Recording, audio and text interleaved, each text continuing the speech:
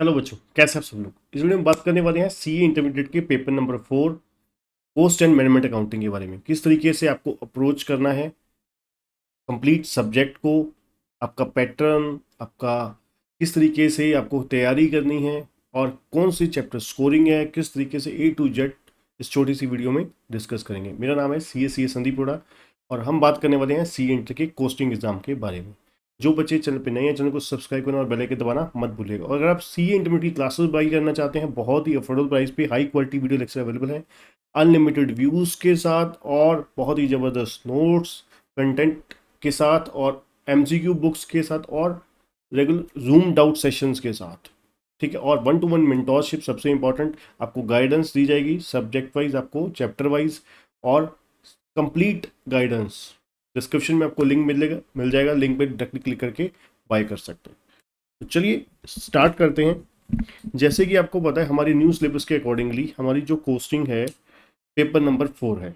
अब paper number 4 का जो एग्जाम पैटर्न है वो क्या है, 30 मार्क्स के आपके एमसीक्यू हैं और 70 मार्क्स का आपका जो एग्जाम है वो सब्जेक्टिव होने वाला है, मतलब रिटर्न होने वाला है।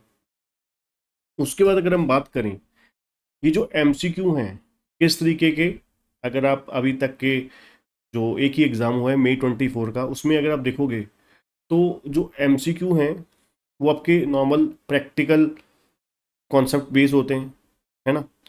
जो एक्चुअली में जब तक आप चैप्टर अच्छे से कर नहीं लेते, पहले आप चैप्टर अच्छे से करेंगे, कॉन्सेप्चुअली करेंगे बहुत एक एक पॉइंट वाइज, देन फिर आप उसको रिवाइज करेंगे एमसीक्यू को।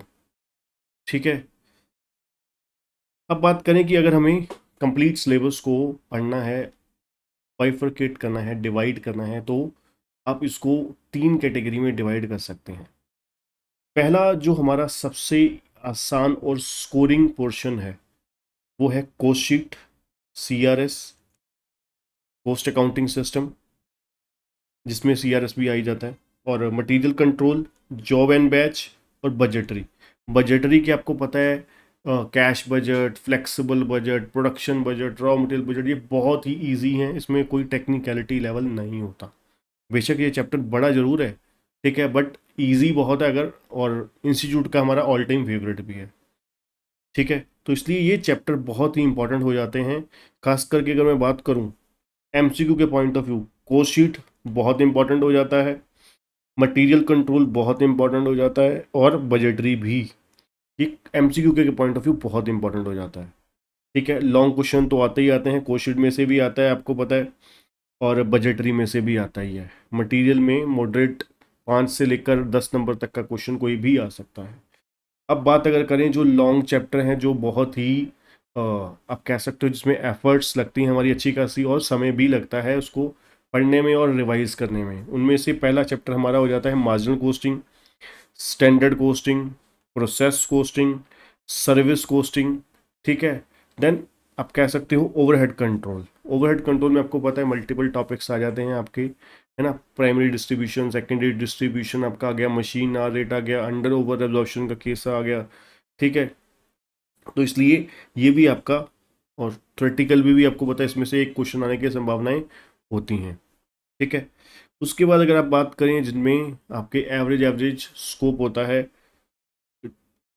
टाइम लगने का भी और एग्ज़ाम में भी, ठीक है, और डिफ़िकल्टी लेवल भी, उनमें से लेबर कंट्रोल है आपका, introduction to cost and management accounting theory वाला हो गया फर्स्ट चैप्टर हमारा। इसमें आपको पता है थ्योरी आती है, एक्टिविटी बेस्ड कोस्टिंग हो गया, ठीक है, जॉइंट एंड बाई प्रोडक्ट हो गया।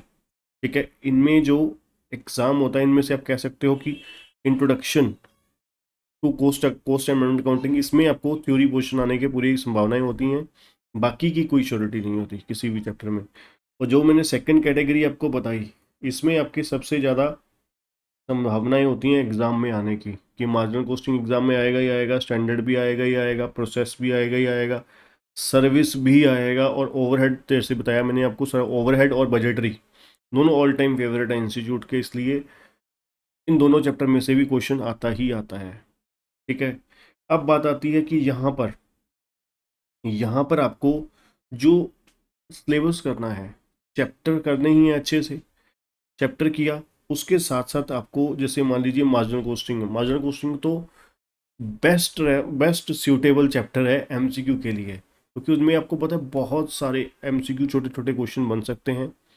ठीक है, आपको जो एग्जाम में भी आता है 6 नंबर का 8 नंबर का क्वेश्चन, उसमें भी आपने देखा होगा कि एक क्वेश्चन में 3 से 4 क्वेश्चन पूछे होते हैं, इसलिए उसके आने के चांसेस, मार्जिनल आने के चांसेस पूरे हैं एमसीक्यू के लिए।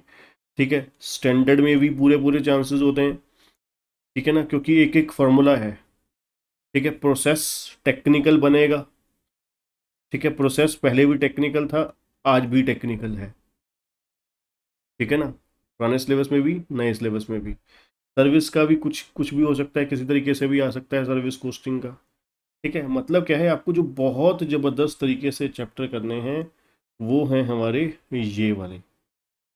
इनमें से आप मान के चलिए जो 70 है, 70 मार्क्स का थ्योरेटिकल वाला पोर्शन है, इसमें से आपको 35 से 40 नंबर का इतने ये 5 चैप्टर में से आने की पूरी पूरी संभावनाएं होती हैं। ठीक है जी, इसलिए इन चैप्टर को आपको बहुत अच्छे से पकड़ बनानी है।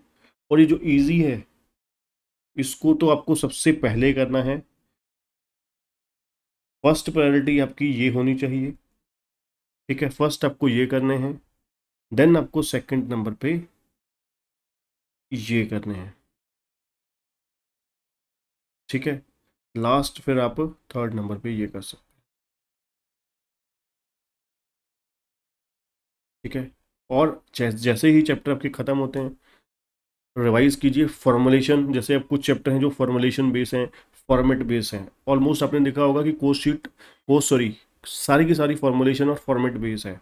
चाहे वो प्रोसेस कोस्टिंग लगा लीजिए, चाहे वो स्टैंडर्ड लगा लीजिए, मार्जिनल लगा लीजिए, है ना, चाहे आपके लेबर लगा लीजिए, और आपके जॉइंट एंड बाई प्रोडक्ट है, ये भी आपको पता है, अपना मेथड्स हैं, है ना, कहीं हर जगह पर मेथड्स और प्रोसेस हैं, एबीसी लगा लीजिए, कोस्ट शीट लगा लीजिए, है ना, मटेरियल कंट्रोल लगा लीजिए, बजटरी लगा लीजिए।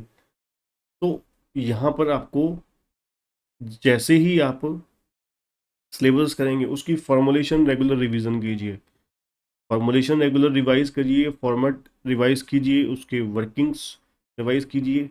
ठीक है, देन एमसीक्यू भी साथ साथ उसकी करिए। एमसीक्यू प्रैक्टिस जो है वो बहुत हेल्पफुल होंगे आपकी सब्जेक्ट को आपकी पकड़ बनाने के लिए।